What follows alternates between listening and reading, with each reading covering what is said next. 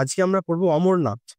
আমরা সবাই জানি অমরনাথ হচ্ছে একটা হিন্দু ধর্মাবলম্বী মানুষদের একটা তীর্থস্থান। যে তীর্থস্থানটা মনে করা হয় হিন্দুদের যে তীর্থযাত্রা সেগুলোর মধ্যে সব থেকে কঠিনতম, যেটা অবস্থিত হচ্ছে আমাদের ইন্ডিয়ার কাশ্মীরে। কিন্তু আমরা যে সময়কার কথা পড়বো সেই সময়টা হচ্ছে 1910। The master as I saw, এটা 1910 সালে পাবলিশ হয়েছিল, অর্থাৎ সেই সময়কার ঘটনা বা সেই সময়ের আশেপাশের ঘটনা।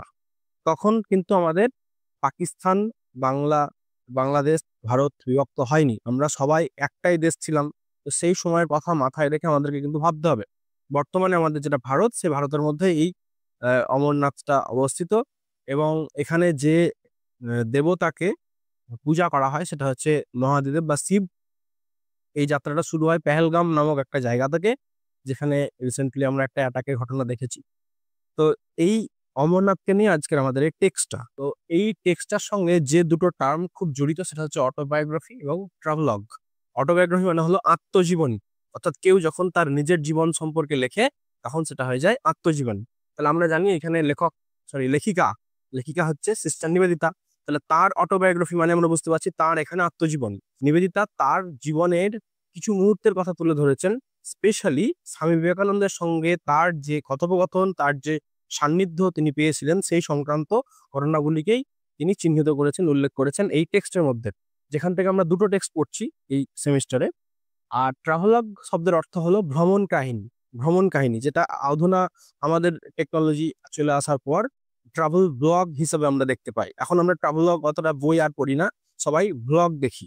কেউ হয়তো অমরনাথ গেছে, সেটার ব্লগ আমরা দেখতে পাবো। ইউটিউবে সার্চ করলে আমরা প্রচুর ব্লগ দেখতে পাবো এরকম। এটা হচ্ছে ট্রাভেলগ।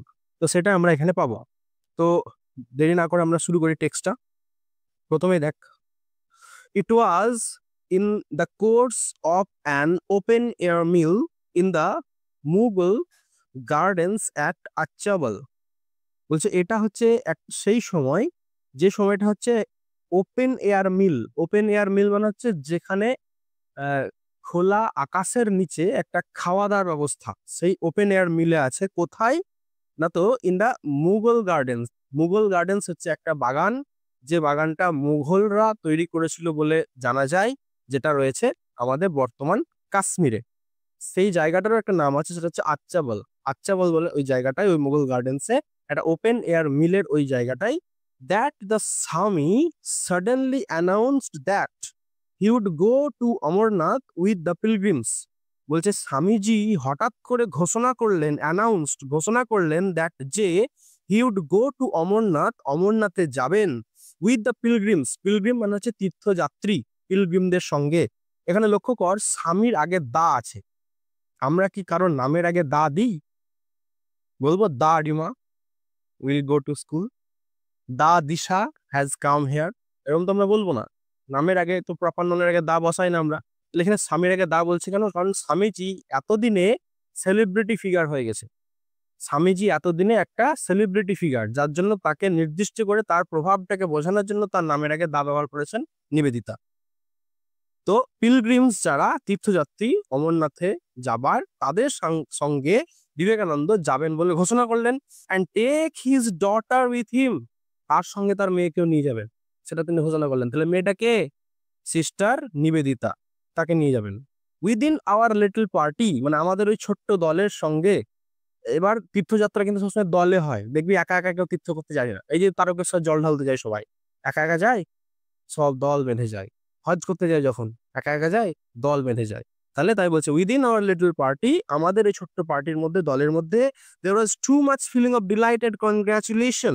সেখানে সবাই একটা কনগ্রাচুলেশন মানে কি, অভিনন্দন, আনন্দপূর্ণ অভিনন্দন জানানোর অনুভূতিটা প্রকাশ করেছিলেন। For any obstacle to be put in the way of the fortunate member, ওই ভাগ্যবান সদস্যের পথে যাতে করে কোনো বাধা না আসে।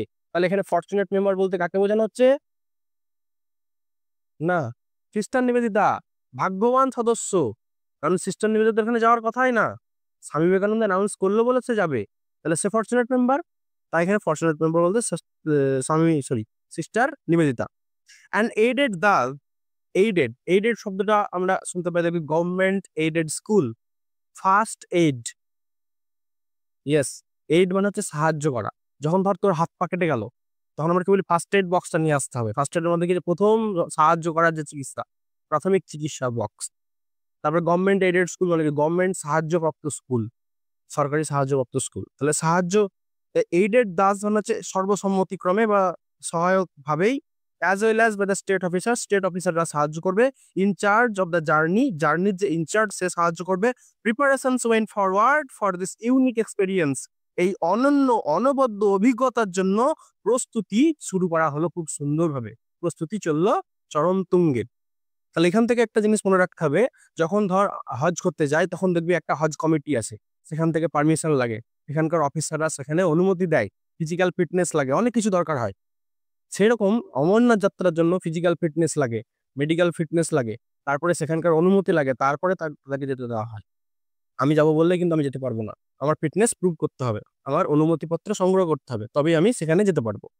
তাই এখানে state officer, in charge of the journey, এরা কিন্তু নিযুক্ত।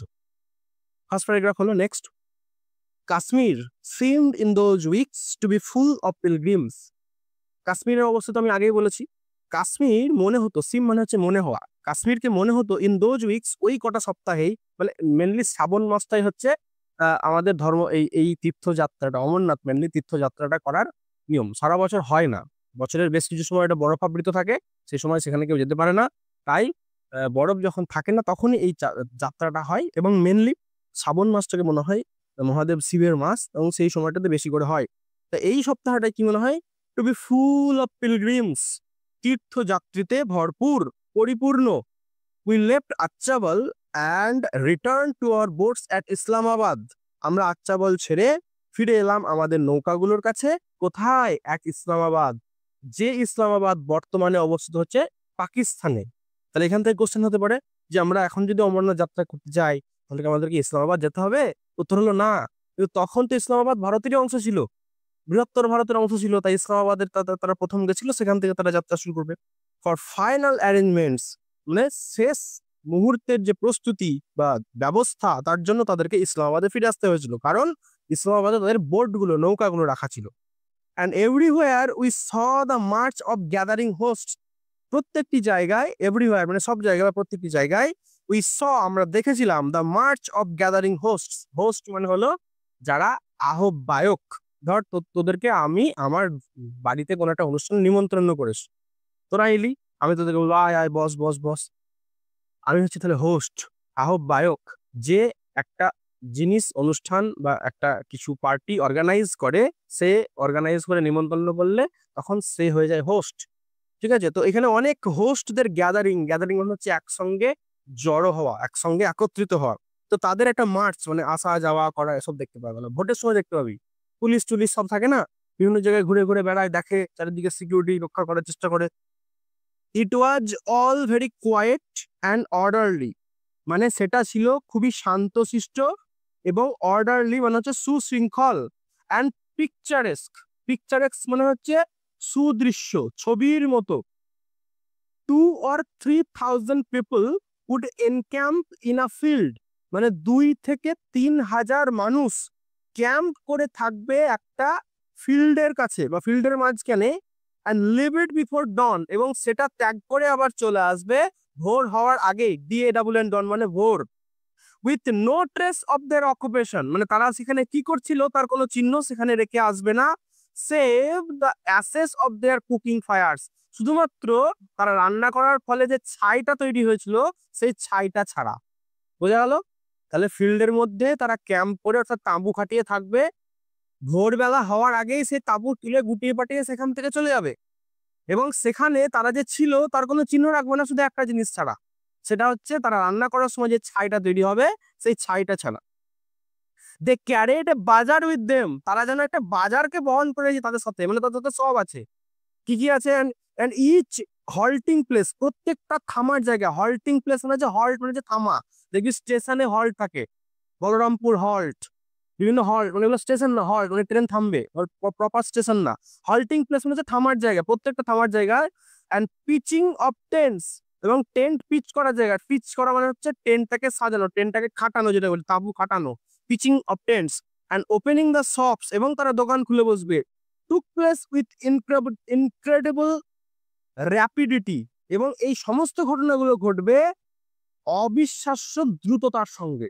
ইনক্রেডিবল মানে হচ্ছে অবিশ্বাস্য, আর র্যাপিডিটি মানে হচ্ছে দ্রুততা। র্যাপিডলি বলে না, সমস্ত কিছু র্যাপিডলি হয়ে যাচ্ছে, ঘটনাগুলো এমন ভাবে র্যাপিডলি হয়ে গেল বুঝতেই পারলাম না। আর র্যাপিডিটি মানে হচ্ছে দ্রুততা। Organisation appear to be instinctive, এবং এই যে অর্গানাইজেশন, এই যে ব্যবস্থাপনা, এইটা যেন মনে হচ্ছে ইনস্টিংটিভ, অর্থাৎ সহজাত, মানে স্পন্টেনিয়াসলি হচ্ছে, স্বতঃস্ফূর্ত ভাবে, সাবলীল ভাবে হচ্ছে, কোনো জোরপূর্বক কিছু করতে হচ্ছে না। এটাই বলছে ইনস্টিংটিভ, সহজাত।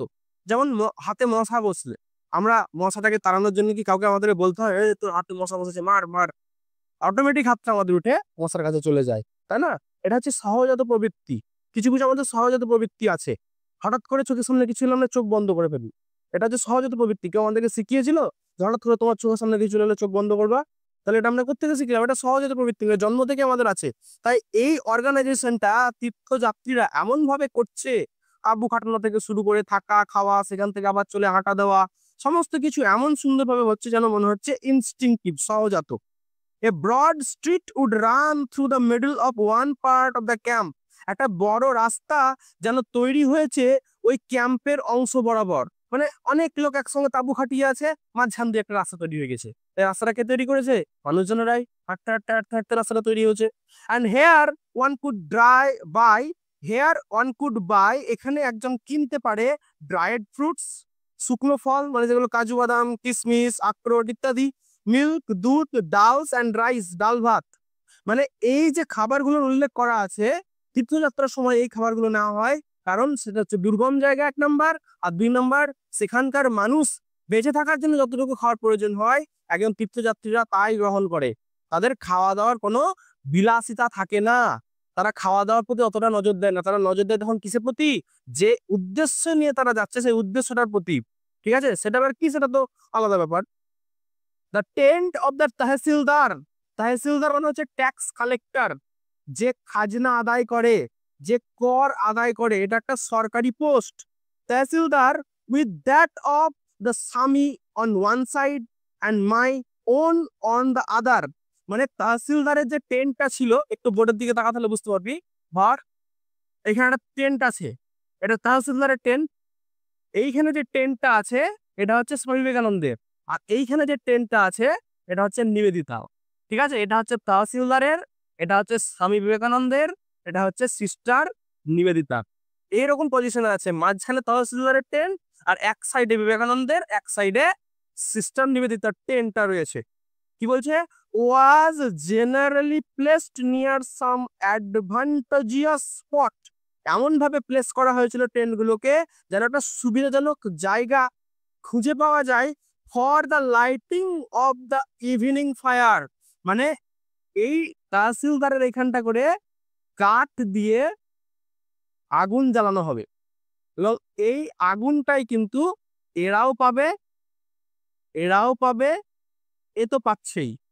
তাহলে এমন ভাবে এই টেন্টগুলোকে প্লেস করা হলো যেন এই আগুনের সুবিধাটা সবাই পেতে পারে। তাই বলা হচ্ছে অ্যাডভান্টেজিয়াস স্পট, সুবিধাজনক একটা স্থান। কিসের জন্য? তো সন্ধ্যাবেলায় যে ইভিনিং ফায়ার তৈরি করা হবে সেই ফায়ারটা যেন সকলেই পায়। And thus his neighborhood tended to for a social center.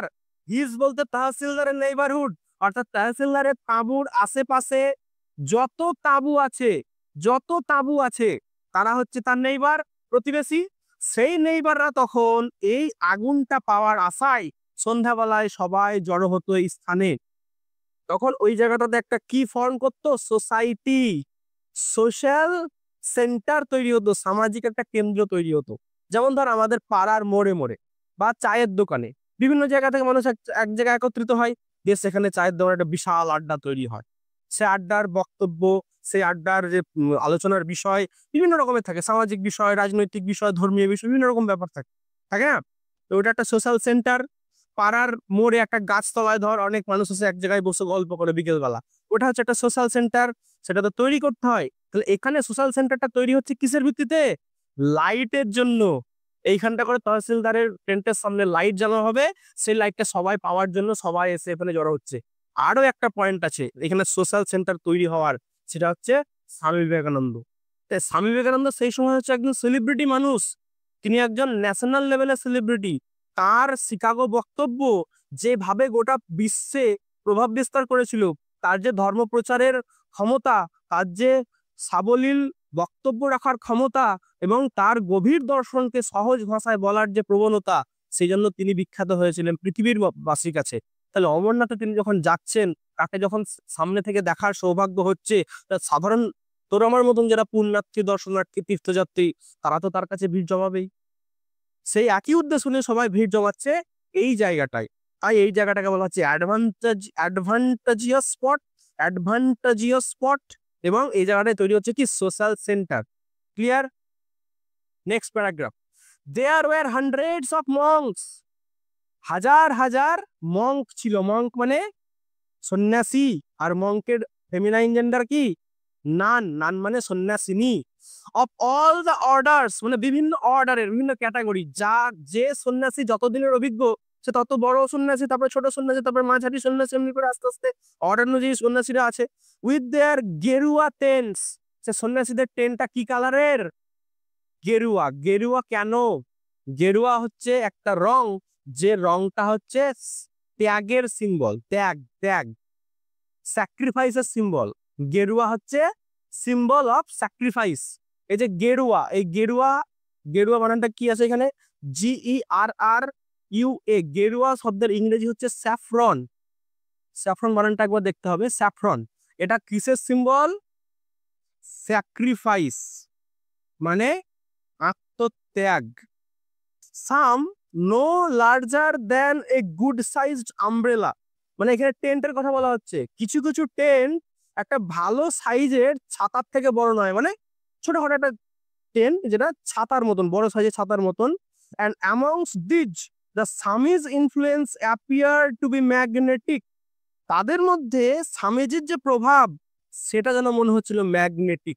Magnetic মনে হচ্ছে আকর্ষণযোগ্য। ম্যাগনেট থেকে ম্যাগনেটিক, ম্যাগনেট মানে হচ্ছে চুম্বক। ম্যাগনেটের কাজ কি? আকর্ষণ করা। স্বামীজি সেভাবে যেন লোকজনদেরকে আকর্ষণ করছে। ওই একজন ধর্মগুরু, যিনি একজন ধর্ম প্রচারক, তিনি ধর্মীয় যে তীর্থযাত্রী তাদেরকে কিন্তু অ্যাট্রাক্ট করছেন। তাই বলছে যেন magnetic appearance, appear to be magnetic.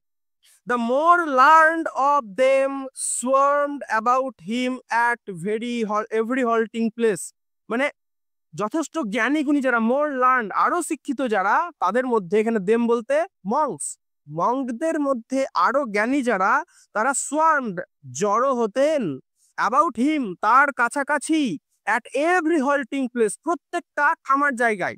এবার তীর্থযাত্রা তো একদিনের না, অনেক দিনের হয়, তাই বিভিন্ন সময় বিভিন্ন জায়গায় থামতে হয়, রেস্ট নিতে হয়, তারপর আবার যেতে হয়। তো প্রত্যেকটা হল্টিং প্লেস মানে যেখানে যেখানে তারা থামবে, সেখানে সেখানে ওই সব লার্নেড মঙ্কসরা গিয়ে জমা হবে এবং তার সান্নিধ্য গ্রহণ করবেন। ফিলিং হিজ টেন্ট, তার টেন্টটাকে পরিপূর্ণ করে রাখতো, ঠিক আছে। And remaining absorb in conversation, এবং বাকি সময়টুকু তারা কি করতো? তার সঙ্গে কথোপকথনে ডুবে থাকতো, অ্যাবজর্ব, ডুবে থাকতো। Through out the hours off day light, দিনের মধ্যে বেশিরভাগ সময়ই।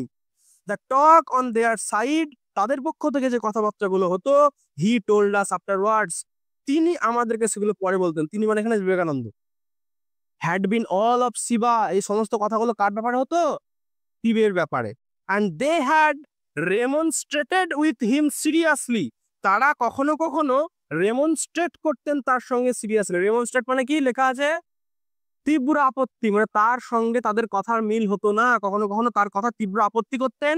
when he had insisted on occasionally on drawing their attention to the world about them, তিনি তখন তাদেরকে ইনসিস্ট করতেন, জোর করতেন। অকেশনালি, কখনো কখনো করতেন। অকেশনালি মানে হচ্ছে সবসময় নয়, যা কখনো কখনো। অন ড্রয়িং দেয়ার অ্যাটেনশন, তাদের মনোযোগটাকে ঘুরিয়ে দিতে, কোথায়? To the world about them, মানে তাদের যে জগৎ, সেই জগতে, অর্থাৎ ইহ জগৎ। তাহলে যারা ধর্ম তীর্থযাত্রী, তাদের চিন্তা ভাবনায় হচ্ছে ওপারের সম্পর্কে, মানে অন্য জগৎ সম্পর্কে, আধ্যাত্মিক জগৎ সম্পর্কে। তো বিবেকানন্দ তাদেরকে ডাইভার্ট করার জন্য, তাদের মানসিকতাকে ঘুরিয়ে দেওয়ার জন্য তিনি কিন্তু এই জগতের কথাবার্তা বলতেন। সেটাই তিনি বলছেন, এখানে বলা হচ্ছে। আর রেমনস্ট্রেট মানে বললাম তীব্র আপত্তি করা। ইভেন ফরেনার্স দে আর্জড ওয়ার মেন, বলছে এমনকি বিদেশিরা যারা, তারা জোর করে বলতেন মঙ্করা, যে তারাও তো মানুষ। হোয়াই মেক সাচ ডিস্টিংশনস বিটুইন স্বদেশ অ্যান্ড বিদেশ, তাহলে স্বদেশ এবং বিদেশের এরকম পার্থক্য কেন করা হচ্ছে? এটা কারা বলতেন? না, বিদেশিরা, সরি, মঙ্করা বলছে যে ফরেনাররা মানে বিদেশিরা, বিদেশিরাও তো মানুষ, তাহলে দেশি বিদেশি আলাদা করা হচ্ছে কেন? এদের আলাদা করার যুক্তি না, আলাদা করা উচিত না, তাই বলছে। Nor could many of them understand the warmth of his love and sympathy for Mohammedanism.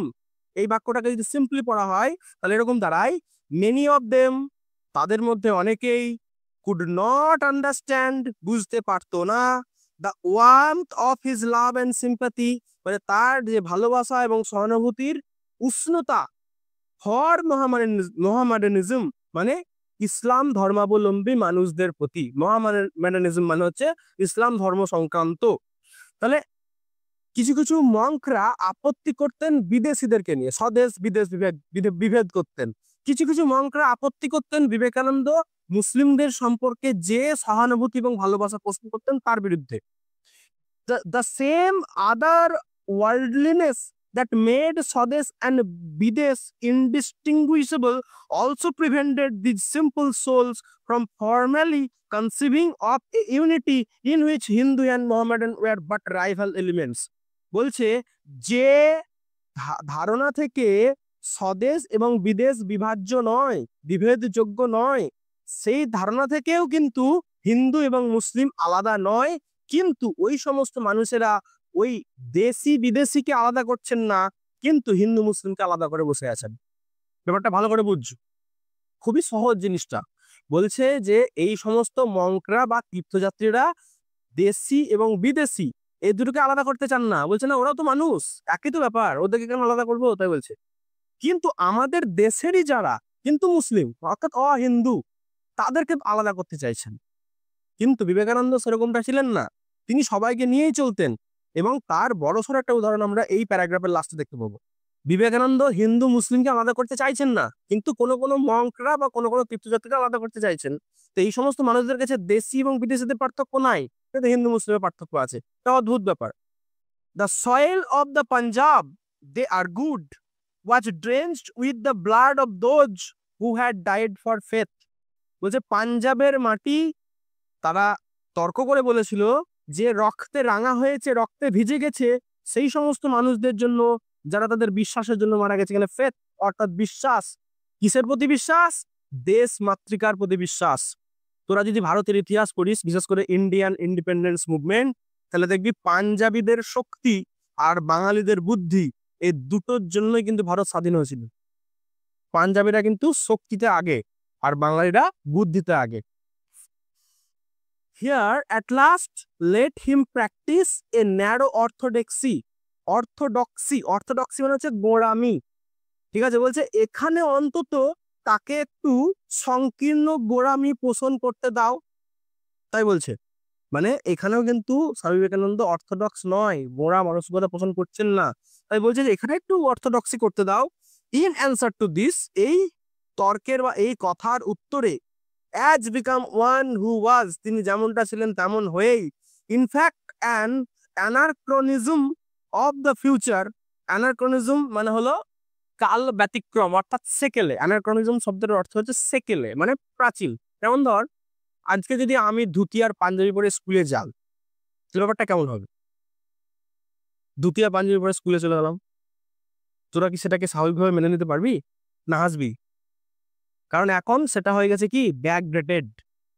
তাহলে একটা জিনিস যেটা আগে স্বাভাবিক ছিল সেটা এখন হয়ে গেছে অস্বাভাবিক, ব্যাকডেটেড।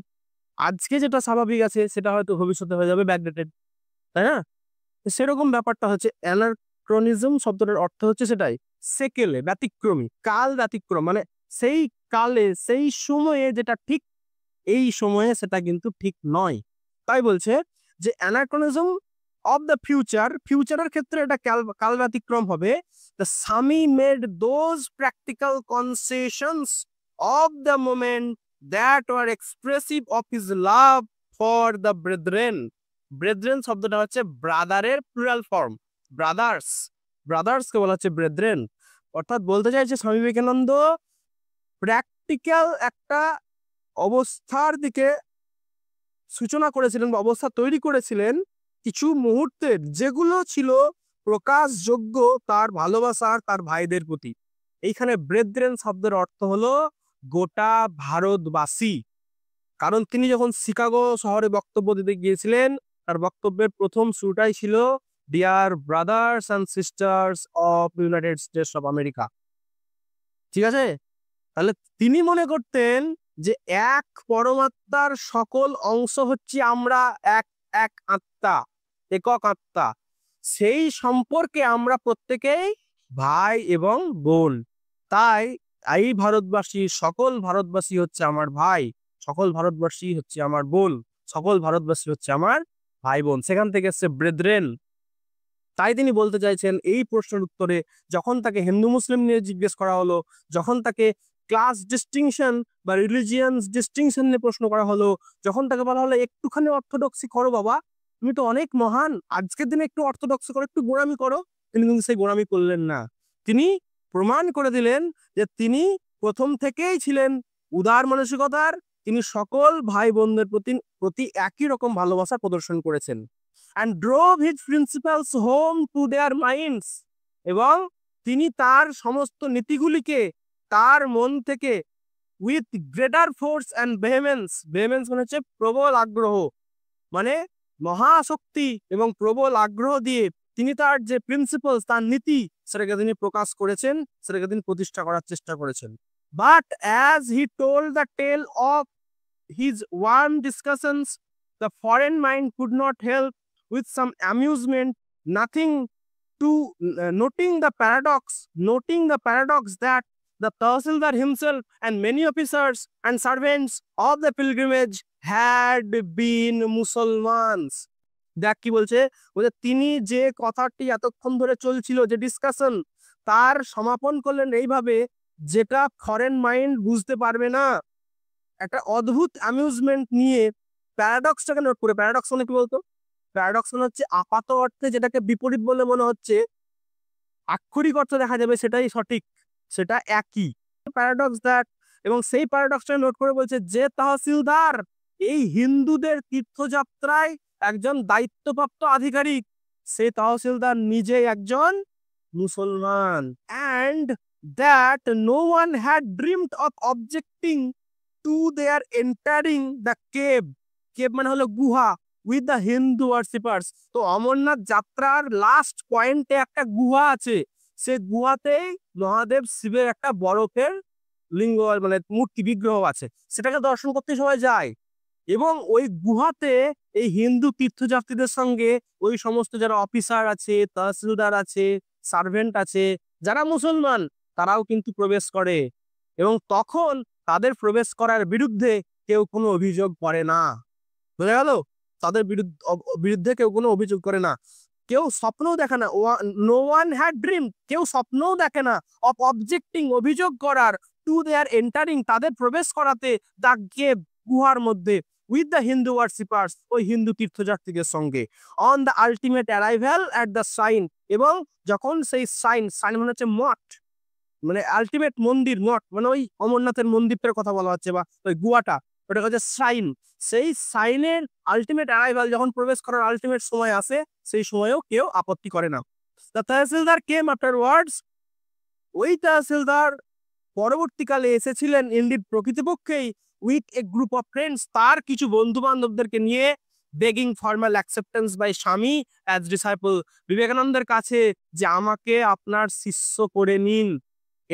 এটা বললে ভুল ব্যাখ্যা করা হবে যে একজন মুসলমান ব্যক্তি হিন্দুর কাছে দীক্ষা নিতে এসছে, এই কথাটা বললে ভুল ব্যাখ্যা করা হবে। একজন মুসলমান ব্যক্তি একজন মানুষের কাছে দীক্ষা নিতে এসছেন, যে মানুষটা মানব ধর্মে বিশ্বাসী। And in this no one seem to find, কেউ কিন্তু কোনো কিছু খুঁজে পেল না, এনিথিং ইনকংগ্রুয়াস মানে হলো বেমানান, অর সারপ্রাইজিং, অদ্ভুত। এবং এই ঘটনাটাই কারোর কিন্তু অদ্ভুত বলে মনে হলো না, কারোর কিন্তু অবাক কিছু বলে মনে হলো না, বেমানান বলে মনে হলো না।